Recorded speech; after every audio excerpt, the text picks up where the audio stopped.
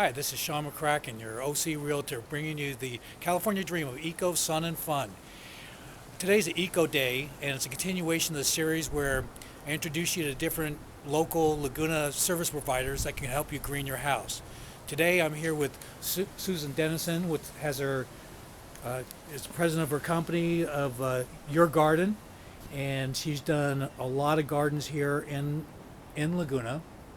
And what we're going to do today is she's going to show you one of the gardens that she's done here, and which is a combination of native cactus and tropical. So I'm going to introduce you here to Susan. And Susan, tell us why you chose this garden here.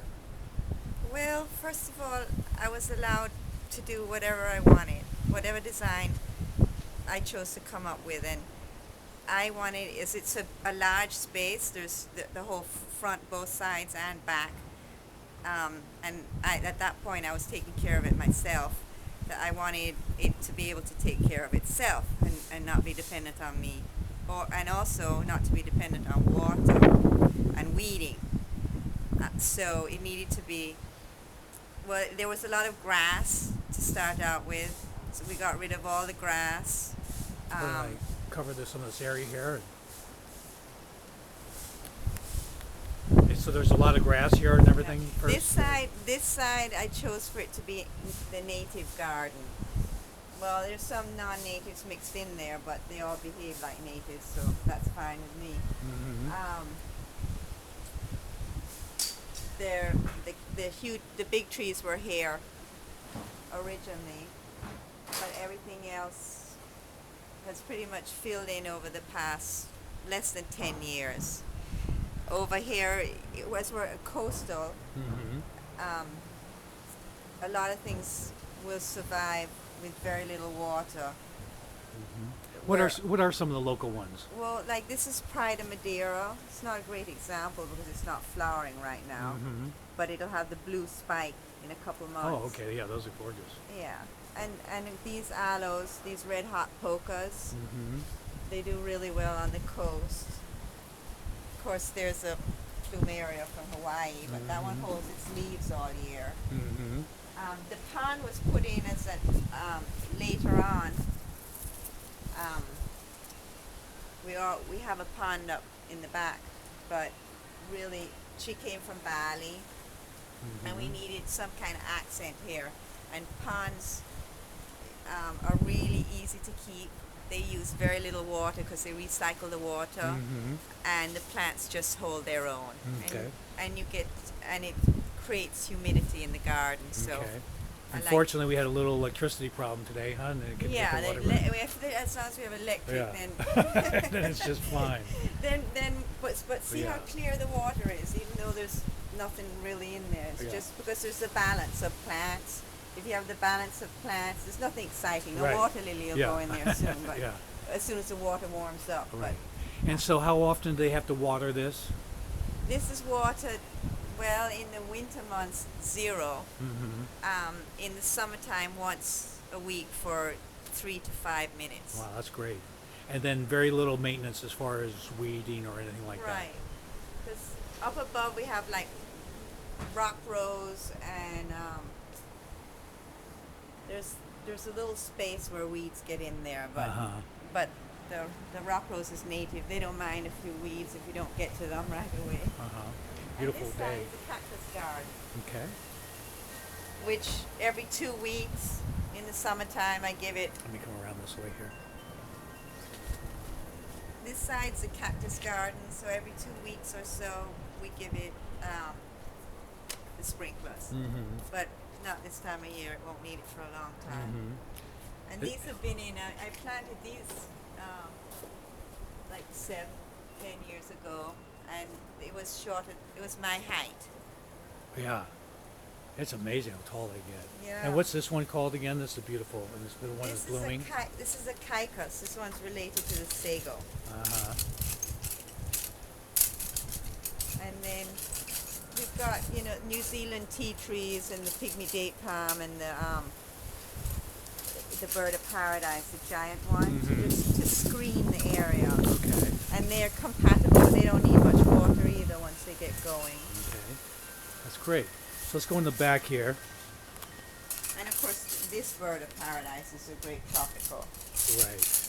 Those were really popular for during the 70s, weren't they? Or Yeah, 70s? and so they got boring. Yeah. But So Susan, how long have you been in town? I've been here for almost 20 years. Great. And I've had my business for perhaps from 10 to 15 years. Actually, this was one of the first gardens that I did. Oh, great. And if they wanted to get a hold of you, how can they get a hold of you? Email is easy. It's your garden dash, not underscore, dash, Laguna at cox.net. Okay. Or my phone number 949-497-4941. Okay, great. How many gardens would you say you have in town?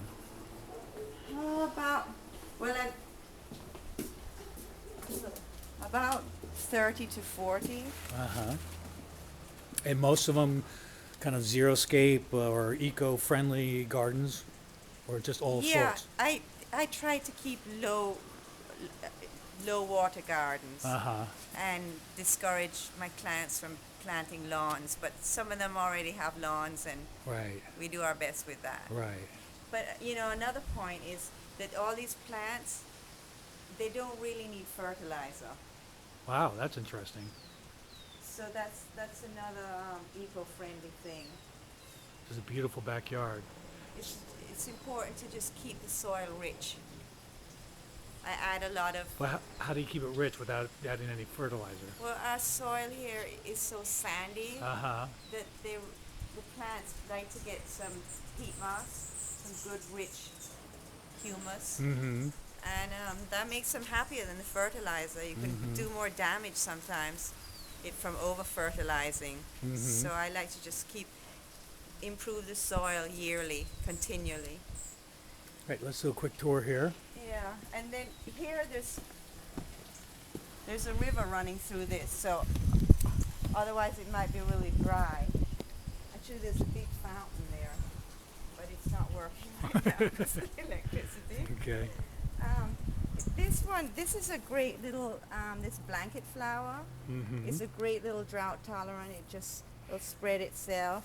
This one's a geranium. You wouldn't believe it. It has a really different leaf. Yeah, it sure does. And because I like to use more unusual plants. And so Where do you get most of your plants? Oh, all over. All I have over. a scout who goes down south. But yeah, I look all over the place. Mm-hmm. And by the way, this house has 2 dogs. So, sometimes there's some places where the plants, just can't handle the dogs anymore. But Mm-hmm. I also choose the plants so that they're going to be able to withstand the dog traffic. Okay. But yeah, I don't like the common plants like Mhm. geraniums and Right. impatiens, and so I try to do more unique stuff and have it all fold in together. Well, it's very beautiful. I love the roots hanging down. It gives such a Yeah, mysterious feel to it. yeah.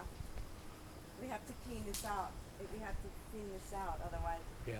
the whole- Susan was so nice to take some time. This is just before Christmas, and she's getting all her gardens all set for her clients right now. Her mom's coming into town, so again, she took very nice to take some time to do this. Susan and I are both on the Transition Laguna Beach food group, where we're helping people grow their own food and actually preparing ourselves for the event that oil prices keep going up and climate changing, that we can help take care of ourselves. So you'll hear more about that. But again, Susan, I want to thank you very much. Sure. Yeah, My pleasure. Yeah, and so again, you'll see more of this series, coming shortly. Have a great day.